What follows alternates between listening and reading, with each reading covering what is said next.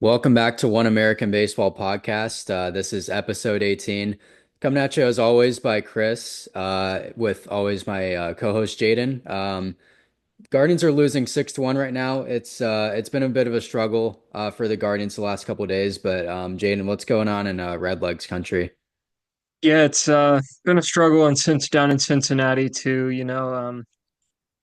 one of those weeks where it's a rough week to be a Reds fan, and honestly there aren't many fun weeks to be a Reds fan at this point in time, but today was a little bit of a better day, so I'm glad we're not recording on Sunday because we had a pretty rough weekend, and I think I would have said some things that I might have ended up regretting. I came back into the outline a little bit today and made a couple edits with a little bit of a clearer head, and I I think my analysis will be better without the the lost colored glasses, if you will. Yeah, that's definitely how I was last week. So, why don't you get into your weekly takeaways here?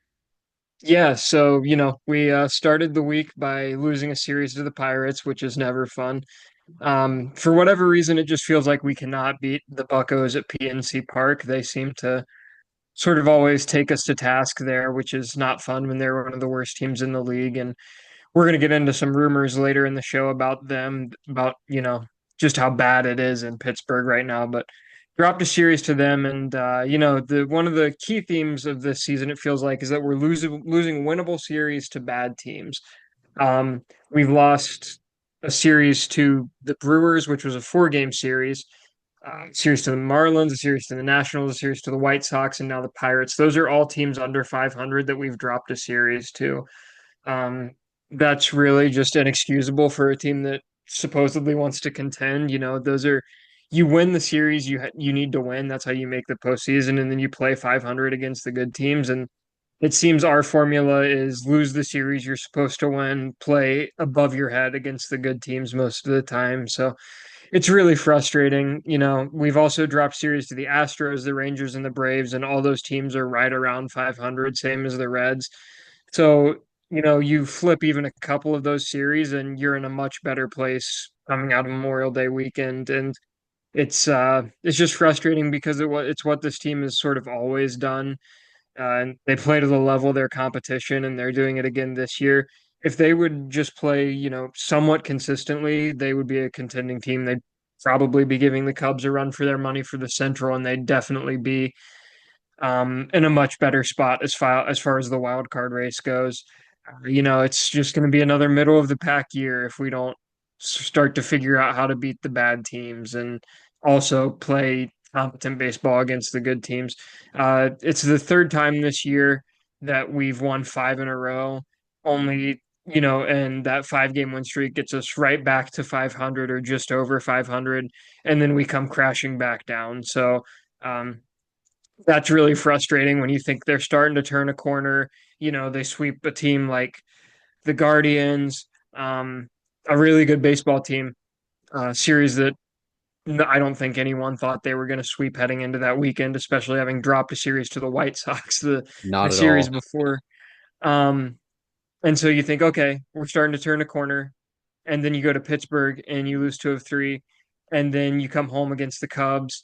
You play 3 games. Each of those games you should have won, and two bullpen meltdowns in the seventh. You end up dropping that series because of it.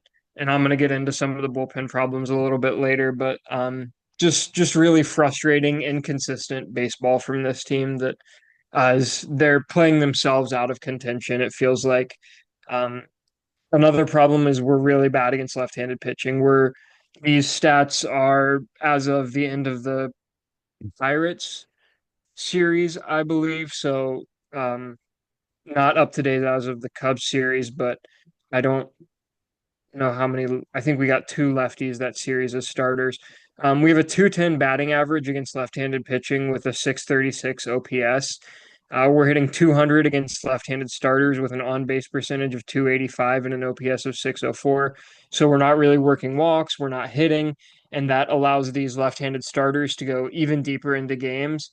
And then you're getting shut down for 6 or 7 innings by whatever lefty the opposing team decides to run out there. And it's not like these are all world beater lefties that we're seeing and getting shut down by. This lineup is just not constructed to compete against left-handed pitching. It was a little bit better against the Cubs, but it's still pretty rough against left-handed pitching for this team. And when you're letting these guys go 6 innings and they're shutting you down simply because they're a left-handed pitcher, this team has no wins when trailing after the sixth inning. This team has no like come from behind wins this season. Um, I think the stat as of the end of the Pirates series was we were 0 and 22, or maybe it was the start of this week. We were 0 and 22 against uh, teams when we weren't leading after the sixth inning, and that's just abysmal. You have to find a way to come back and win some of those games. That's what the Cubs did to us all weekend. Is they made late inning rallies. They were never really in the game, and then the seventh inning would roll around, and they would remember how to hit the baseball. Um, and the Reds just aren't doing that right now. And when they're facing left-handed pitching, they're setting themselves up for failure pretty much from the start. And it's a roster construction problem more than anything. You eliminate Gavin Lux, who is one of your most consistent at bats, is usually a guy who's going to give you at least a competitive at bat. He's not going to go up there and watch three strikes or swing at three strikes or something like that. It eliminates Will Benson, who has looked really good since being called back up. He had that really good week last week, and he's continued to look good. Um, Through this week. He's not, hitting as many home runs. He's not, some of the hits aren't falling, but his contact has all been very solid. A lot of like line drives to center field, a lot of hard line drives to the outfield. So, eventually those are going to find the grass. And Will Benson looks like a guy who's going to be important to this lineup. But when you're facing a lefty, that eliminates him. And then you eliminate Ellie batting lefty. Ellie is obviously a stronger hitter from the left-handed side. Now he showed improvements from the right side of the plate this year, but he bats for more. He hits for more power, and he just seems more comfortable in the left-handed batter's box. And so when you are forcing him to hit righty two or three times a game, um, that just sort of diminishes the effect that he can have. You have to run like guys like Connor Joe um, and Reese Hines out there. Reese Hines no longer even on the team; he got sent down. But you know, when you're facing a lefty, you have to run guys like that out there, and it's like those guys aren't major league starters. When we're facing left-handed pitching, like we don't have nine guys on the field who should all be starting a major league baseball game is the problem. Um, and like I said, that comes down to a roster construction issue. I think the front office has failed to build a roster that can compete against left-handed pitching. Um, and I think that's just something where the front office has fallen short in these last few off seasons. And then lastly, the bullpen is just too thin. This is another roster construction issue. It's pretty obvious that the bullpen is overworked. We collapsed twice against the Cubs, like I mentioned. We had a 5-run lead and a 4-run lead heading into the seventh in that series on Friday and Sunday, respectively. And both of those leads were gone by the end of the seventh inning. And it's just, you can't have that when you're playing the best team in your division that probably the only way you're making the postseason is to win. You could have gained 3 games on them this weekend. You realistically had a shot to do that. And instead, you drop 2 very winnable games to them because the bullpen is overworked and they're melting down because they're overworked. Emilio Pagan almost had a disastrous meltdown against the Royals today. He walked the bases loaded. Thankfully, we had a 4-run lead. He balked in a run. He managed to get out of it, but we were one hit away from that game being a loss as well, and the being walked off by the Royals after having um, a 7-3 lead going into the bottom of the ninth inning. Uh, there are really only 4 guys you can trust in our bullpen: Brent Suter, Graham Ashcraft, Tony Santillan, and Emilio Pagan. And Ashcraft, Santillan, and Pagan are all obviously heavily overworked. They've all struggled in the past week. Ashcraft struggled against the Cubs when he was out there. Santillan struggled against the Cubs. Pagan, he picked up the save Saturday in the game that we won, but even still, he had to really work for it.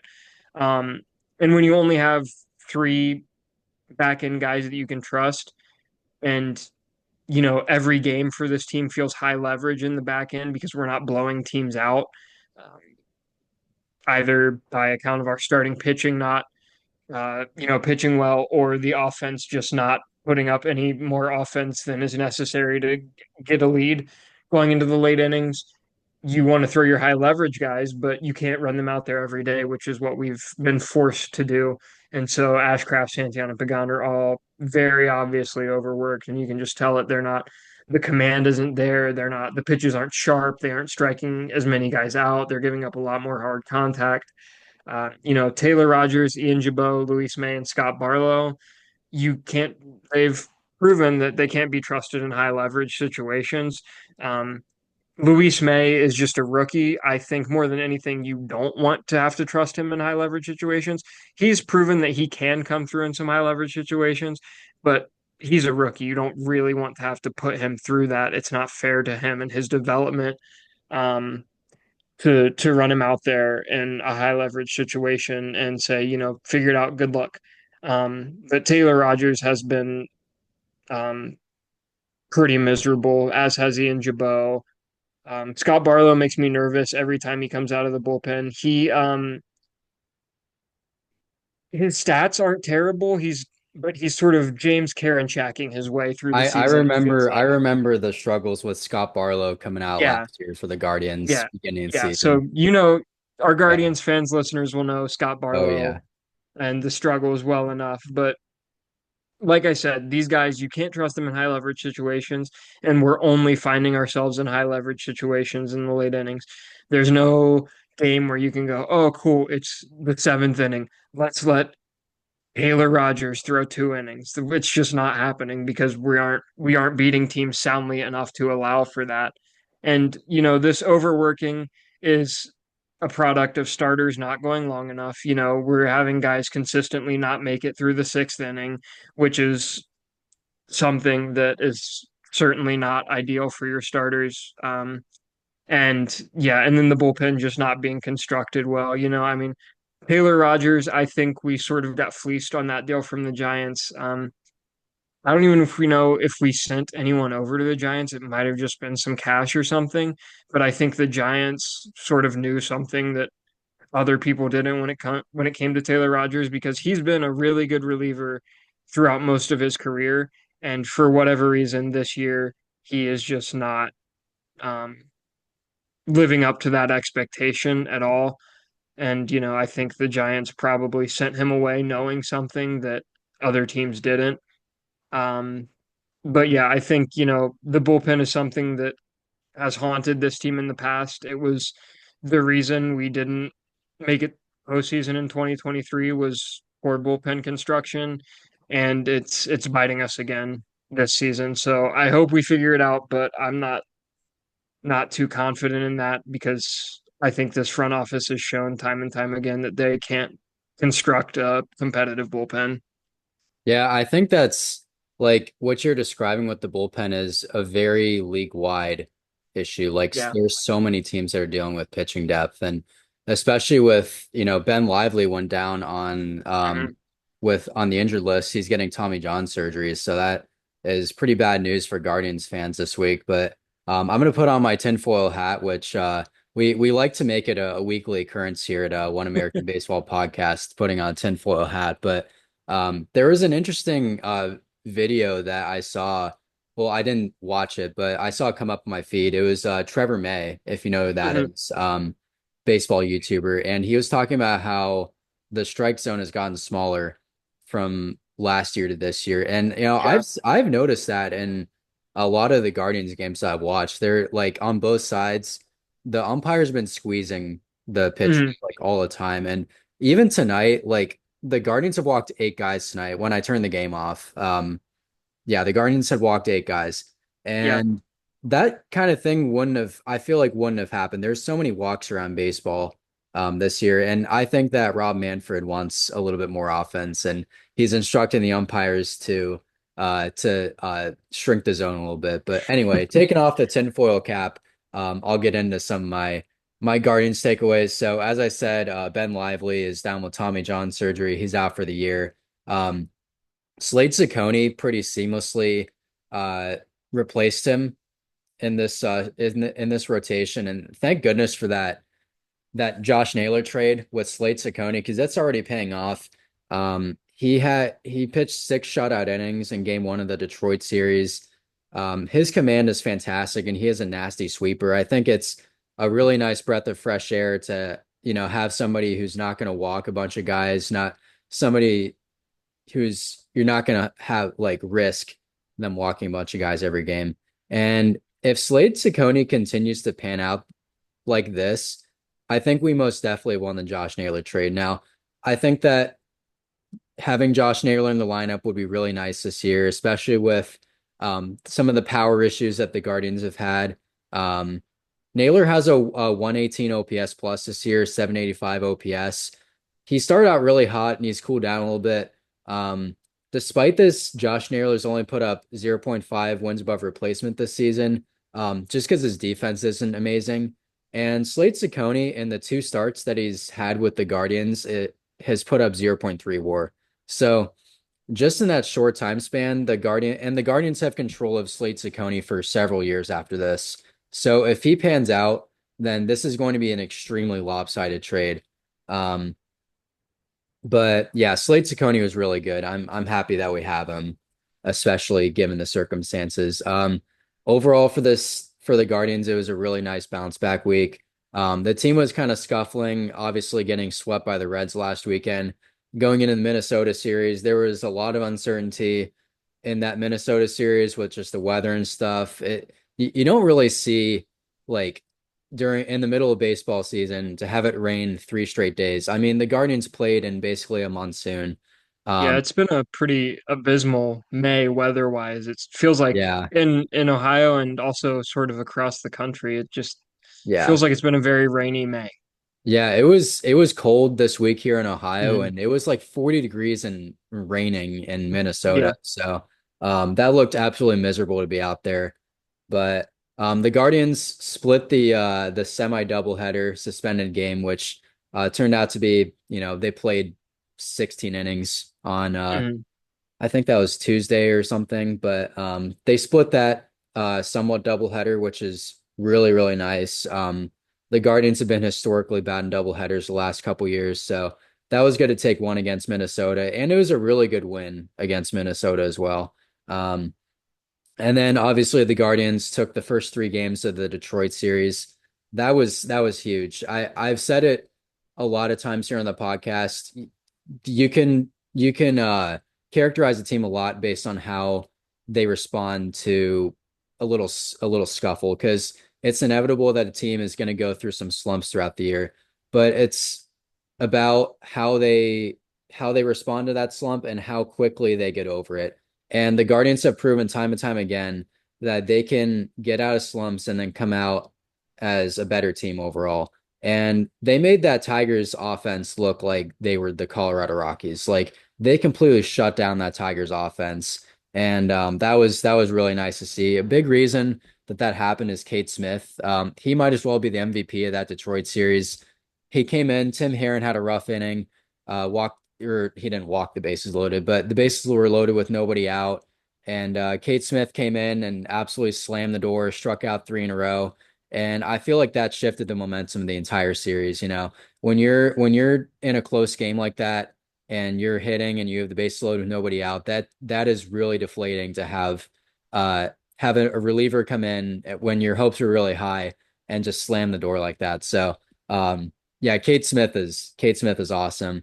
Hunter Gaddis was also really good in that series. He threw two shutout innings in I think it was game two. Um, but Hunter Gaddis later in the series went on the bereavement list. So Nick Enright got an opportunity. And a really cool story about Nick Enright is that he bounced back from cancer. He got diagnosed in at the end of the 22 season. So he's been getting treatment every offseason. And yeah, he finally made his big league debut. I forget which team drafted him, but the Guardians, I think they selected him as a Rule 5 pick, but anyway, he made his MLB debut Sunday and he was impressive. he was getting the ball past a lot of the Detroit hitters. Yesterday's game wasn't really that competitive, obviously, because Scooble had a complete game shutout. There's not really much you could do about that. So Tarek Scooble will just do those kind of things.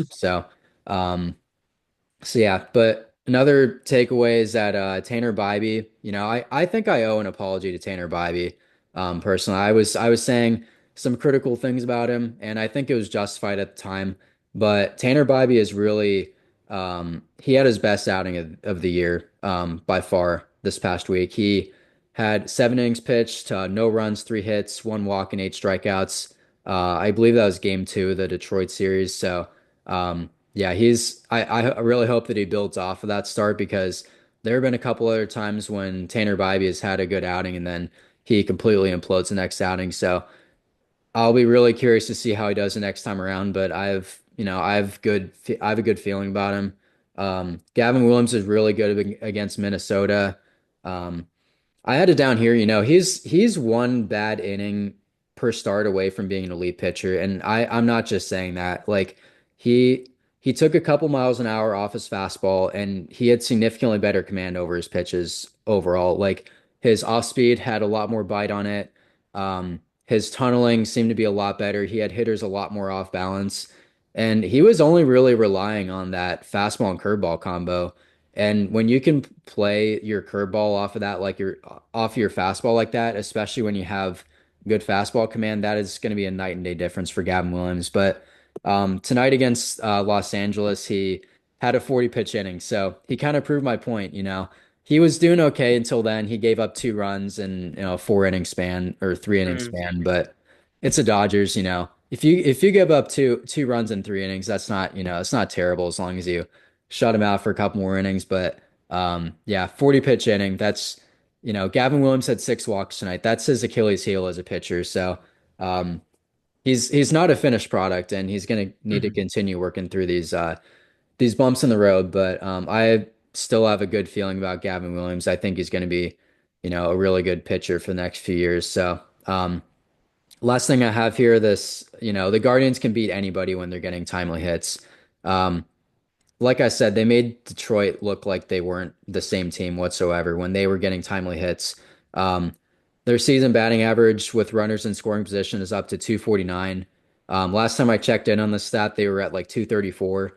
So, they've been making things happen with runners in scoring position. They had that 4-run 10th inning in game 3 of the series, and they had lots of two-strike hits. I don't have the exact stats pulled up, but yeah, the Guardians were really good with runners in scoring position that series. So I hope that continues. But um, anyways, we that's it for our Guardians and Reds segment. So next we'll get into our around the league segment. So what have been some things going on around the league, Jaden?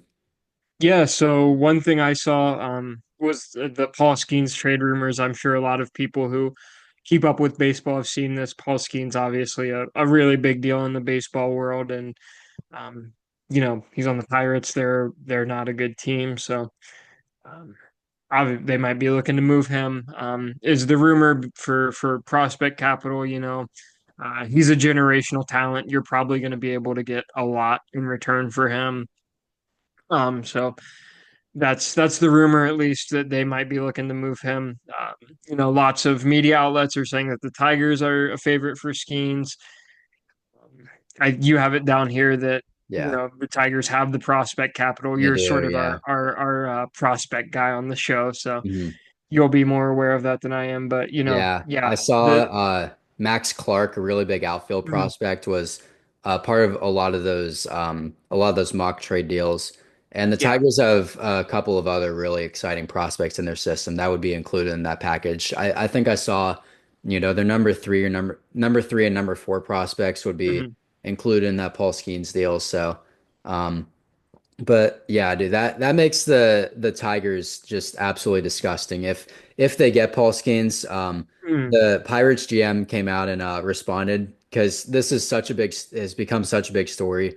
The yeah, Pirates GM did his PR thing and said, Paul Skeens is not a trade, is not quote unquote not part of the conversation at all right now. yeah. So. We'll just have to see how it plays out, but I think that the fact that a Paul Skeens trade has been talked about just goes to show how dysfunctional this Pirates organization has been this year. So, Yeah, I would agree with that. And I would imagine a lot of Pirates fans are very upset. I know I would be if, you know that you're probably gonna only have this guy for 5 years until he hits the free agent market. He's a generational talent. He's one of the only reasons to tune in and watch your team is, if you're a casual Pirates fan, Paul Skeens is like the only reason you're tuning in. You're probably tuning in for his starts, and that's it at this point. And yeah, trading him would just, I think it would go to show how little the Pirates front office actually cares about their fan base and winning. I know that, um, small market teams have to be forward thinking when it comes to prospects, and building towards the future. But as a fan of a team that feels like it's a constant rebuild and we're always trading guys, at some point you want, even if you're going to be bad, just hold on to the guys for a little bit and you let me enjoy 5 years of a guy that, yeah, sure, we're not going to be good when this guy leaves because we don't have the prospect capital to back it up. But let me enjoy it for a little bit while we definitely have it. And another thing with trading these guys for prospects is that even the prospect rankings really mean nothing. I no, mean, yeah, they're they based don't. on what scouts see, Yeah. but there have been plenty of top prospects that have never panned out. I mean, we see it all the time, and prospects are such a gamble. Even the top guys are. So, I don't think it's worth it for the Pirates. I would hate to see it for baseball and for as much as, I don't really care for the Pirates because they're in our division. I would hate to see it for Pirates fans. Um, but yeah, I hope that the GM is telling the truth when he says it's not part of the conversation. Yeah, and it's really not a smart business move at all. Yeah. The Pirates front office is, I forget what they built their business off of, but it has nothing to do with baseball, and they're very business driven. But Yeah. um, we were talking about it off air, I think like earlier this week or last week or something. But the Pirates have a beautiful ballpark, and they know that Mhm. they can get fans to the stadium just because of that aspect. Being next to Yeah. Allegheny River, having the bridge. They shut down the bridge to only pedestrians when Mhm. before and after games. Like that's a huge attraction, especially in a city where there's n not much to do other than cheer for your sports teams. So Yeah. at least there's a little bit more to do in the summertime in Pittsburgh, but I think my point stands. Like sports are a huge thing in Pittsburgh, and it's really sad Definitely. that I hate the Steelers, but they have the Steelers, but that makes me sad for Pirates fans for sure. Yeah. Yeah. Yeah. So And yeah, I like you said, I do think it would be a bad business move. I think to like, Ellie with the Reds. Um, he's a reason that people come to the ballpark. I mean, you do bobblehead giveaways and you see how long the lines get. I mean, you're selling out stadiums because you're giving away an Ellie De La Cruz bobblehead or an Ellie De La Cruz whatever. Um, I mean, he is single-handedly selling out Great American Ballpark at times. mhm. So these players make a lot of money for your franchise, and for a small market team, whatever money you can get matters, it feels like at times. Yeah, like last month, the Guardians were in Pittsburgh and it was Paul Mhm. Skeens bobblehead day. Mhm. And they didn't give Paul Skeens any run support and the fans were chanting sell the team Yeah, in like the seventh inning of that game. So yeah, um that goes to show, like Paul Skeens was able to get a sellout crowd just by him like pitching that day.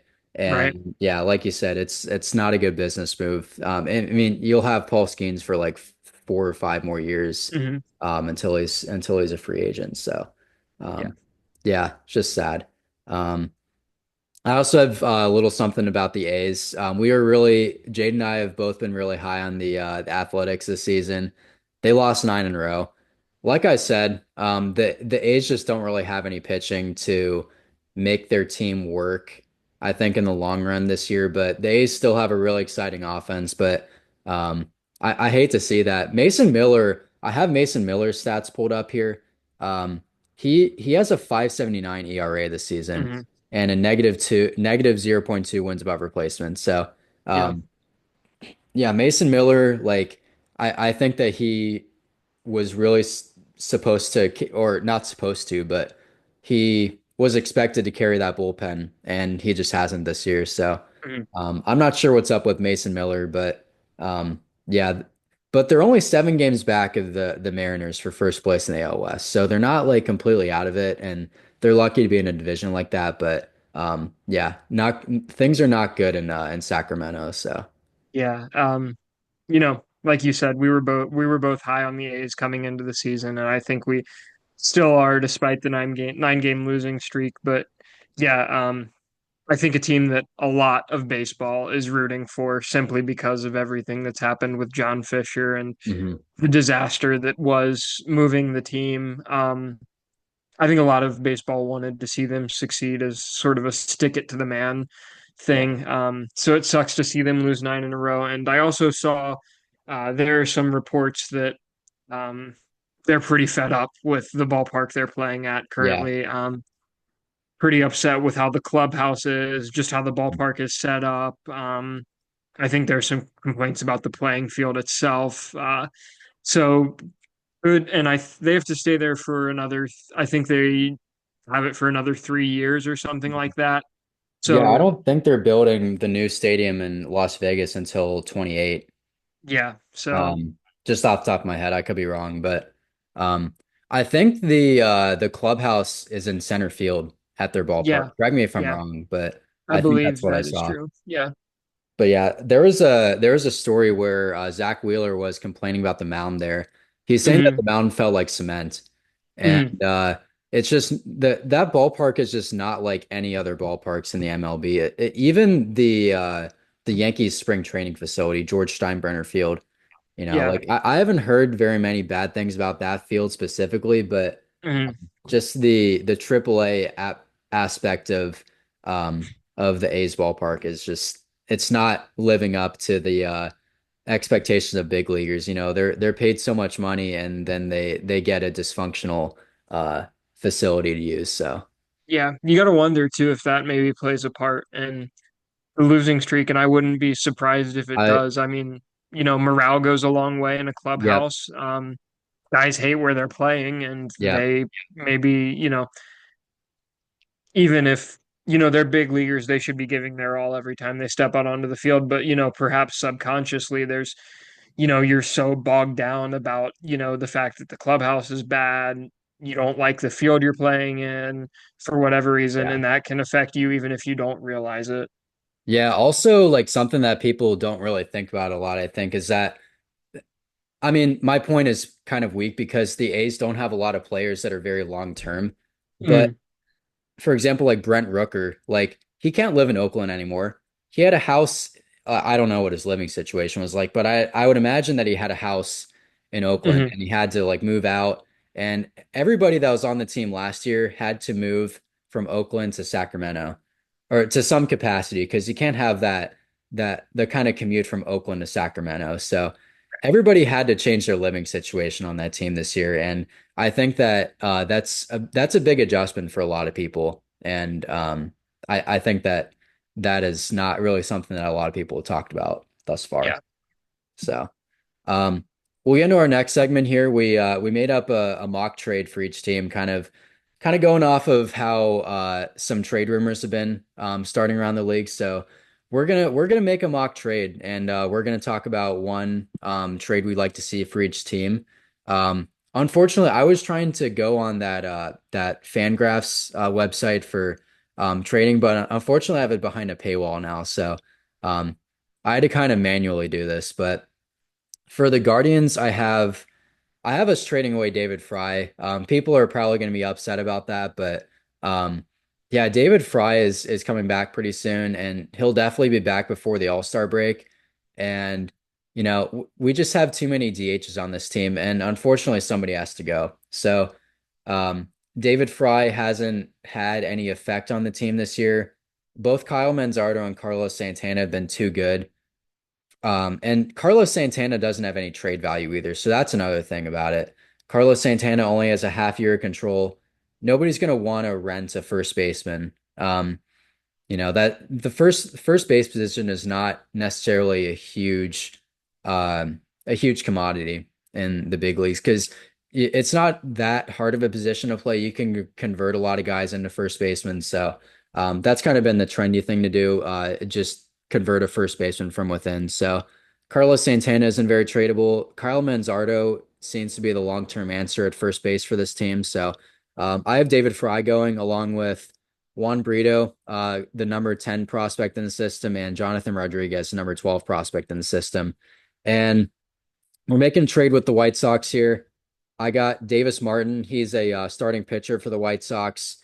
Um, Davis Martin is arbitration eligible in 2028. So the Guardians have three and a half seasons of control. And he's free agent eligible in 2031. David Fry is free agent eligible in 2030, arbitration eligible in 2026. So both of the main guys in this trade have a lot of control. So although Davis Martin is much more, starting pitchers are very valuable in this league. And David Fry is a good player and he's been an all-star, but um, his all-star status definitely skyrockets his trade value as well, especially with how he did in the postseason last year. So I like David Fry's his trade value at the moment. Um, but Davis Martin this year for the White Sox is 2-5 with a 3.47 ERA, 4.03 field independent pitching. So he's the underlying stats are not bad with Davis Martin. He has a 1.27 whip. So he's not going to knock your socks off, but Davis Martin is definitely a pretty decent middle of the rotation guy. And especially with Ben Lively going on the injured list, being out for the year. I don't think it'll hurt for the Guardians to get another starting pitcher, especially with Shane Bieber yet to come back, and then John Means being a huge question mark going forward. I really don't think you could leave it up to chance, especially with the Guardians looking like they're going to make a playoff push this year. So, yeah, that's my trade. The reason Juan Brito, I don't think that Juan Brito really makes sense um, for the long term aspect of the Guardians. He doesn't have a whole lot of versatility defensively. Um, I think the Guardians are going to rely on Travis Bazzana developing. I think Bazzana's development is going to be a little slower than a lot of people thought, but I think Travis Bazzana is the long term answer, and that's at least like once Gabriel Arias is, whatever happens with him. But I think that, Travis Bazzana is the main second base prospect in the system, and Jonathan Rodriguez just doesn't make any sense to be on this team. I think that he has a lot of power potential, and I think that the White Sox they need bats. The White Sox have a decent starting rotation actually, so they just need offense. So I think this trade makes sense for both teams. So yeah. Yeah. Yeah, I think that definitely makes sense. And while you're um moving a position player to get a pitcher for your Guardians, I'm moving a pitcher to get a position player for my Reds. The guy I'm trading away is Brady Singer. I know he just got into Cincinnati, but I think it's time for him to pack his bags. He's been less than impressive for me this season.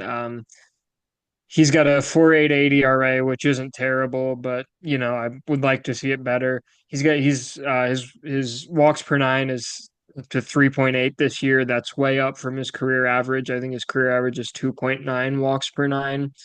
And of the three starters that have been healthy all season, him, Nick Martinez, and Nick Lodolo, he's pitched the lowest number of innings. Um, and sort of the thing with Brady Singer when we got him was sure the ERA isn't going to blow you away, but he's not going to walk guys and he's going to be an innings eater. And neither of those things have really proven to be true through the first part of the season, not through the first half, but through the first part of the season. like I said, his walks per nine are up from his career average, and he isn't pitching a ton of innings because of that. Um, so yeah, I think it's probably time to move him. He is ARB eligible next year, so we're gonna have to pay him next year if we don't move him. And then he becomes a free agent in 2027. So if we move him at the deadline or before the deadline, we avoid having to pay him in arbitration. And with the way pitchers are getting paid, Brady Singer is going to make more money than he probably should be making. And this team just doesn't really have that money to play with, it feels like. Um, we have Wade Miley and we had Wade Miley and Rhett Lauder coming back. Rhett Lauder uh, won't be back for a little while anymore. He has a significant oblique strain, was the report. So now it's just Wade Miley, um, who's sort of waiting in the wings along with Chase Petty, I guess, if you want to have that conversation again. Um, and then Chase Burns is also tearing up Double A right now. I don't think you necessarily want to rush him into the big leagues, but um, if it came to it, I wouldn't be shocked if he comes up. So I think even though the pitching depth is maybe a little thin at the current moment, I think you flip Singer and a prospect. For me, that prospect is Edwin Arroyo. He's our number five prospect in the system, and he's a shortstop. Um, he's a glove first shortstop. His stats in Double A aren't anything super impressive this this year. He's a 283 average, 364 on base, 339 slug. That's a 703 OPS. He has five doubles, no home runs, nine RBIs, 33 strikeouts, and he's only stolen two bases. So he's really the thing with Edwin Arroyo is he's a really good glove at shortstop. Um, he's blocked by Ellie though, is the problem. I don't think Ellie's going to be moving from shortstop while he's here in Cincinnati. So I think you just move on from Arroyo. I don't even think when Ellie goes that Arroyo is the answer at shortstop. I don't think he'll hit in the majors. Um, but I think he's ranked high enough that you could entice a team with him along with Brady Singer. And I think we move these guys for a consistent outfield bat or just any sort of consistent bat, which is what this team really needs, a guy who's going to give you a good at bat every time. And I think that Cedric Mullins is a guy that you can probably get. Um, with this trade package, the O's are probably looking to sell. Um, they've been pretty rough to start the season. And they obviously need some help in their starting pitching department. Brady Singer would go in there and be one of their best starting pitchers at the moment, and he's still not even that good. But like I said, they would have him for at least next season as well. They would just have to pay him this offseason. But they get Brady Singer for an extra year, and they get a good young shortstop in their system as well. And we get Cedric Mullins. He's a guy who's been league average at worst in terms of OPS throughout his playing career when he's actually played full seasons. Um, he this season has a 121 OPS plus. He's slugging 446. The batting average is 226. I think you'd like to see that come up a little bit, but with an OPS plus of 121, I think, that's this team needs a guy like that, a guy who's just a better than league average hitter. He's got 10 home runs already. He's put up zero point 0.4 WAR. He's a pretty good glove in the outfield too. Um, and he's going to be a free agent going into next year. So um, I think that the Orioles would definitely be willing to move him. They don't have to worry about him paying him in the free agent market now.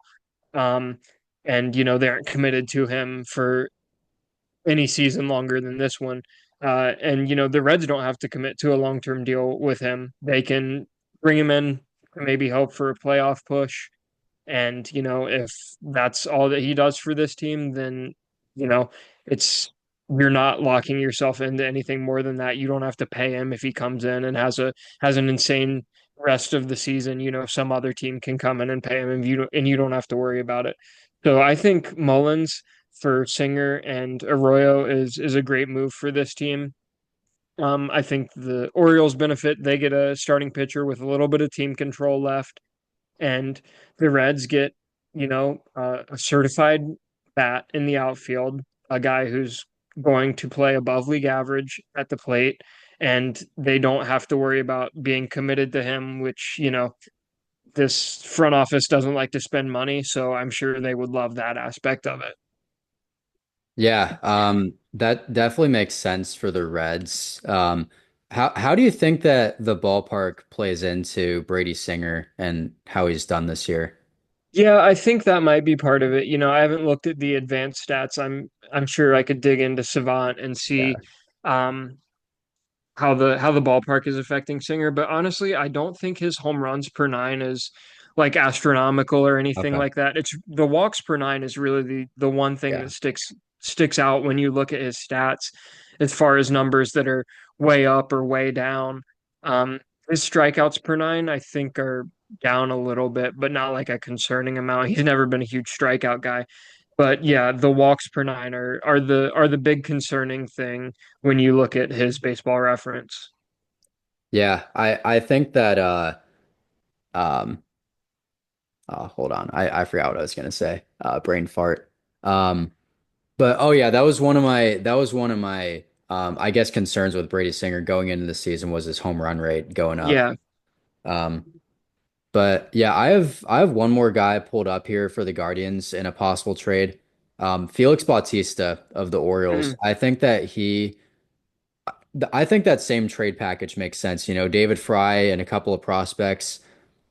Felix Bautista is a closer, and the Guardians have basically three closers on their team. But I don't think you could ever have too many relievers, you know. Mhm. Bautista has kind of underperformed this season. He has a 4.02 ERA. He's walked a lot of guys. Um, his walk per nine rate is um, his strikeout per walk rate is only 1.55, so that's really bad. Yeah. He has a 6.3 walk per nine rate. So that's not great, but he does have a really good track record. And in 23, he was an all-star and he finished 11th in Cy Young voting. Mhm. Um, so, and he's 6'8" and 285 pounds. So the Guardians love guys who could get a lot of extension on the Yeah. mound. And he has, you know, even if he's not amazing this year, you just throw him in like the fifth or sixth inning and he'll go great with like, you know, you throw, I don't know, Bautista and Tim Herron one night and then Smith, Gaddis, and Clase the next night. You know, that's a pretty solid five, you know, bullpen guys that you have in your Yeah. arsenal there. Yeah. But the Guardians would have he's arbitration eligible next year, and then he's free agent eligible in 28. So Mhm. have a few years of control over Felix Bautista if they make that trade. I think that he is going to be one of the biggest guys on the at the trade deadline this year. There's going to be a lot of teams that are going to be out to you know, get Felix Bautista. I think if the Orioles still are underperforming at the trade deadline, you know, they could be looking to move Bautista, Mullins, or you know, and one of their guys that they don't that isn't necessarily part of their long-term future. So, Yeah. um, I have it pulled up here. Brady Singer, his career average home runs per nine is 1.1, and his home runs per nine this season is 1.2. So really no discernible difference in that. okay. His hits per nine are also down. It's yeah, like I said, it's really only the walks per nine are way up. And walks when you're a starting pitcher are going to hurt you more than pretty much anything else because you're throwing more pitches and you're creating traffic on the base paths for yourself. Um, so yeah, I think the Orioles are just a team that it makes sense to trade with Hmm. this season with the way they're performing. I think, um, it's pretty obvious what they need. Uh, and they probably won't, you know, be willing to part ways with everyone because they still have that young core. But guys like Bautista or Mullins who are pretty much already out the door as far as their time goes on the Orioles. Um, those guys, I think they would definitely be willing to move, especially for some pitching help, I would think. Yeah, the thing is the with the Orioles, I don't think it's as good of a fit with the Orioles, so I can't really see the Guardians getting Felix Yeah, Bautista. Um, but I think it does make a lot more sense for the White Sox to yeah, get a couple prospects and a big league ready bat. So, um, yeah. but I think that this trade deadline is going to be pretty underwhelming just Hmm. because of how many teams are in it. And it was kind of the Yeah, same game last year. Like, I think that the Rockies and the White Sox are really the only two teams that are for sure going to be selling this trade deadline. yeah. And like the Orioles were supposed to be good. They're not good. They have a good young core. So Hmm. I think yeah, like you said, they're going to be hesitant to move some guys. I'm just thinking off the top of my head. There's a few other teams that I'm sure, the Angels. Um, Yeah, I can see the Angels maybe moving on from like a yeah, Taylor Ward or a Zach yeah, Neto, perhaps. But yeah, yeah, it's sort of one of those things where, with the expanded playoffs, teams aren't out of it as much yeah, anymore by the trade deadline. hmm And I think that's a good thing overall yeah, for, the casual baseball fan, but it definitely hurts the trade market. for sure. Um, but yeah, I'm hoping the Reds can get a trade done for a bat. And maybe they'll listen to this and take my idea. We'll see, I guess.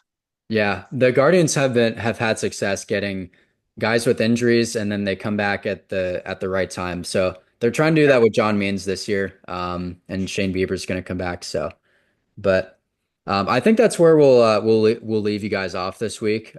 This was a fun episode to do. Pretty fun to look at some trade ideas, and maybe if the Guardians listen to this episode, then hit me up, and I'll put some more trades together for you guys. So yeah, we'll consult for sure. yeah. But with that said, thank you for listening. Share the podcast with anybody who you think could be interested, and we will see you next week. Yeah, thanks for listening.